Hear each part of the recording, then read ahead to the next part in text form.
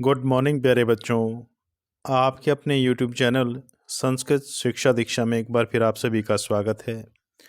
प्यारे बच्चों, आज हम इस वीडियो के माध्यम से सेट सी को पढ़ेंगे।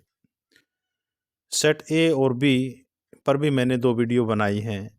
यदि आपने उन दोनों को नहीं देखा है तो आप चैनल की प्लेलिस्ट में जाकर उन्हें देखिएगा। तो प्यारे बच्चों, सेट सी में क्या है, आइए एक बार उस पर भी चर्चा कर लेते हैं। तो यहाँ जो पहला प्रश्न दिया गया है वह है हमारा बालकः पदे कः लिंग। जो बालक शब्द है इसमें लिंग बताना है, तो यह है हमारा पुल्लिंग। अहम पदे कः शब्द, अहम जो शब्द बना है वह किससे बना है, मूल शब्द बताना है। तो अस्मद शब्द रूप जो हमारा, उसी से यह अहम बना है। केन पदे का विभक्ति, केन इस पद में कौन सी विभक्ति है, तो इसमें हमारी तृतीय विभक्ति है, क्योंकि किम शब्द रूप है और पुल्लिंग में कह, कौ, के, कम, कौ, कान, केन, तृतीय विभक्ति एक वचन में वहाँ केन बनता है, इसलिए इसका जो सही उत्तर वह है हमारा तृतीय विभक्ति है। गौरवे पदे किम वचनम, गौरवे इस पद में कौन सा वचन है, यह बताना है कि यह एक वचन है, द्विवचन है या बहुवचन है। तो यह है हमारा एक वचन, गुरु शब्द है और वहाँ चतुर्थी विभक्ति एक वचन में गुरुवे बनता है।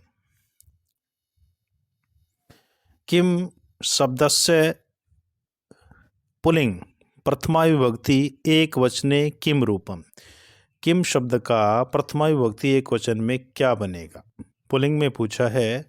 तो पुल्लिंग में हमारा बनेगा कह, कौ, के। तो जो सही उत्तर वह है हमारा कह, ये हमारा सही उत्तर है। यहाँ बाई मिस्टेक ये दिया गया है के, इसलिए ये इसका सही उत्तर नहीं है। इसका जो सही उत्तर वह है हमारा के। पठ धातु हो लोट लकार मध्यम पुरुष एक वचने किम रूपम, पठ धातु है, लोट लकार है, मध्यम पुरुष एक वचन में पूछा है कि क्या रूप बनेगा, तो हमारा बनेगा पठ। पश्यति पदे कह धातु, पश्यति इसमें मूल धातु पूछी है तो कौन सी है, तो इसमें हमारी है मूल धातु दृश्य धातु। द्रक्षति पदे कह लकार, द्रक्षति इस पद में लकार पूछा है तो इसमें है हमारा लिट लकार। अगच्छम पदे कह पुरुष है, अगच्छम इस पद में कौन सा पुरुष है, तो यह है हमारा उत्तम पुरुष, लंग लकार का उत्तम पुरुष। अगच्छत, अगच्छताम, अगच्छन, अगच्छतम, अगच्छत, अगच्छम, अगच्छावह, अगच्छामः, तो वहाँ हमारा अगच्छम बनता है, लंग लकार उत्तम पुरुष एक वचन में। गच्छामि पदे किम वचनम, गच्छामि यह पूछा है कि यह एक वचन है, द्विवचन है या बहुवचन है, तो गच्छामि उत्तम पुरुष एक वचन है हमारा। तद्धावत पदे किम संधि पदम, तद्धावत इसमें ये 2 अलग अलग दिए हैं विच्छेद करके, तो इसका मूल शब्द बताना है कि क्या बनेगा, तो इसका बनेगा हमारा तद्धावत है। कुर्वन्नेव अत्र किम संधि विच्छेद पदम, कुर्वन्नेव ये दिया है यहाँ, तो इसमें संधि विच्छेद पूछा है, इसका क्या बनेगा, तो इसका बनेगा कुर्वन जमा एव। विद्यार्थी पदे संधे नाम किम, विद्यार्थी इस पद में संधि का नाम बताना है। तो विद्यार्थी जो शब्द है इसका यदि हम विच्छेद करें तो विद्या जमा अर्थी ये बनता है, और द्या का आ और अर्थी का अ दोनों मिलकर आ हो जाते हैं, कहाँ, दीर्घ संधि में। तो ये है हमारा दीर्घ संधि का ही एक उदाहरण है। परितय उपपद योगे का विभक्ति, परितय इसके इस उपपद के योग में कौन सी विभक्ति होती है, तो इसमें हमारी द्वितीय विभक्ति होती है। ओम नमः खालिस्थान उचित पदेन वाक्यम पूर्यते, तो इस खालिस्तान को भरना है तो इसमें आएगा हमारा शिवाय, इसमें आएगा हमारा शिवाय। गृहम खालिस्तान वनम उचित उपपदम योजयत, खालिस्तान में भरना है कोई जो उचित उपपद है तो इसमें आएगा हमारा परितः। गृहम परितः वनम मतलब घर के चारों ओर वन है, तो परितः यहाँ सही उत्तर है इसका। कस्य उपपदस्य योगे पंचमी विभक्ति, किस उपपद के योग में पंचमी विभक्ति होती है। नमः के योग में चतुर्थी होती है, प्रति के योग में द्वितीय होती है, अलम के योग में लगभग सभी विभक्तियाँ होती हैं, लेकिन दूसरी मानी जाती है। इसका जो सही आंसर वह है हमारा बही, बही के योग में सदा पंचमी विभक्ति होती है।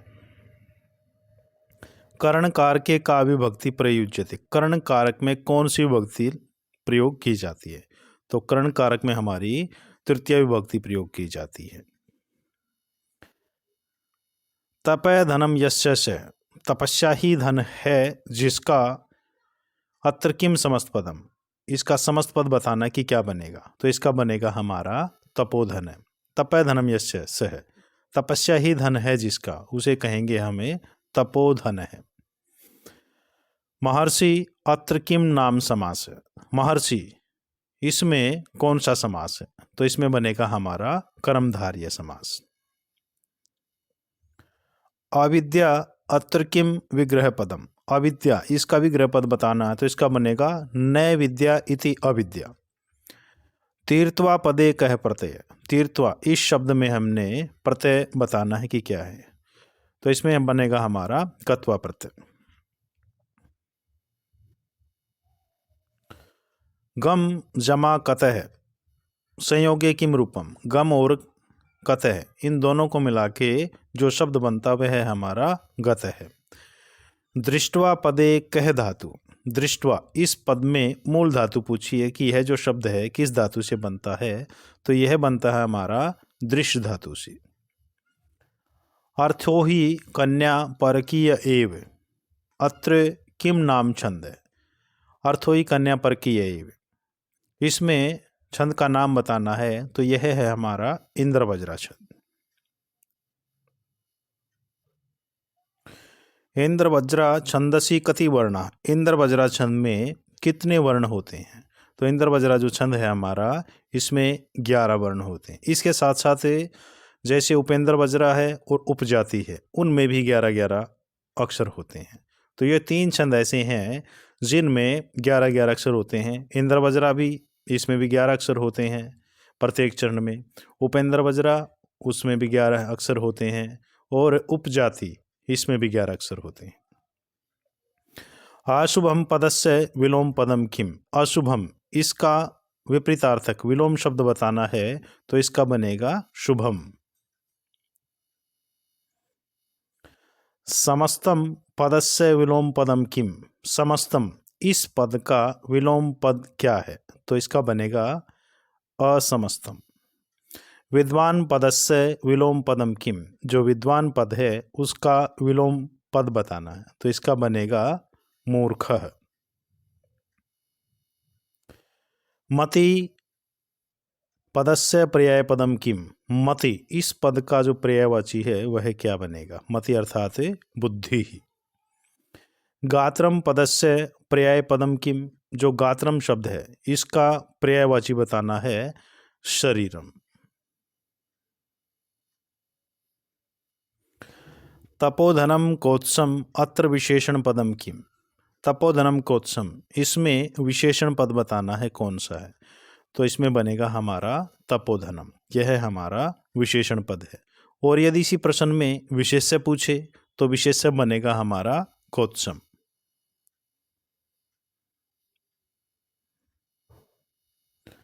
उसके बाद प्यारे बच्चों,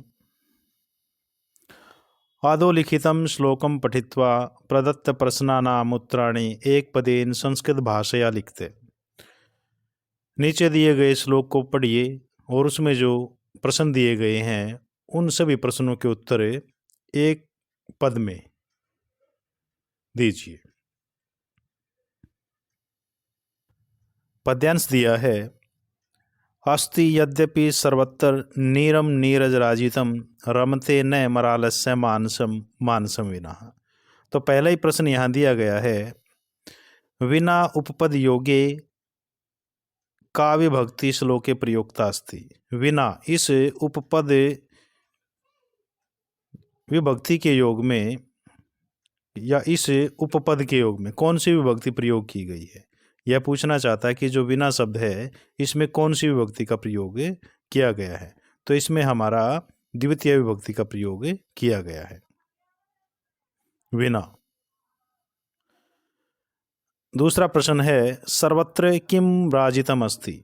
तो इसका जो सही उत्तर है वह हमारा नीरम नीरज राजितम। उसके बाद प्यारे बच्चों, आदोलिखितम गद्यांशम पठित्वा प्रदत्त प्रश्नानाम उत्तराणि एक पदेन संस्कृत भाषया लिखते हैं। नीचे दिए गए गद्यांश को पढ़ना है और उसमें जो प्रश्न दिए गए हैं उनके उत्तर एक पद में देने हैं। तो यहाँ यह भी दीनबंधु श्री नयार से लिया गया है। तो इसका जो पहला प्रश्न है वह है हमारा, समाधानम कासाम जातम। समाधान किसका हो जाता है, अर्थात हमारे जीवन में जो समस्याएं होती हैं उन समस्याओं का समाधान हो जाता है। श्री नायारस्य इति पदे किम वचनम। श्री नायार इस पद में वचन बताना है कि जो श्री नायार शब्द है यह एक वचन है, द्विवचन है या बहुवचन है। तो यह है हमारा एक वचन। रेखांकित पदम आधृत्य प्रश्न निर्माणम कुरुते है। रेखांकित पदों को आधार बनाकर प्रश्न निर्माण कीजिए। तो कौत्स्य वर्तंतो शिष्य आसीत। जो कौत्स था वह वर्तंतु ऋषि का शिष्य था। तो इसकी जगह आएगा हमारा कस्य। रमते न मरालस्य मानसम मानसम विना। तो यहाँ मरालस्य दिया है तो अंडरलाइन किया है, तो यहाँ भी हमारा षष्ठी विभक्ति एक वचन आएगा। उचित पदेन वाक्यम पूर्यते। उचित पदों से वाक्यों को पूरा कीजिए। पहला प्रश्न दिया है यहाँ, दो स्वरों के विकार युक्त मेल को क्या कहते हैं। दो स्वरों के विकार युक्त मेल को क्या कहते हैं। तो सही उत्तर जो है हमारा उसे संधि कहते हैं। जिस समस्त पद में दूसरा पद प्रधान हो उसे खालिस्थान कहते हैं। जिस समस्त पद में दूसरा पद प्रधान हो तो उसे कहेंगे हमें तत्पुरुष समास। तो प्यारे बच्चों, आशा करता हूँ कि यह वीडियो आपको अच्छे तरीके से समझ आ गई होगी और भविष्य में आपके काम आएगी। वार्षिक परीक्षा में आप इससे लाभान्वित होंगे, इसी आशा और विश्वास के साथ नमस्कार।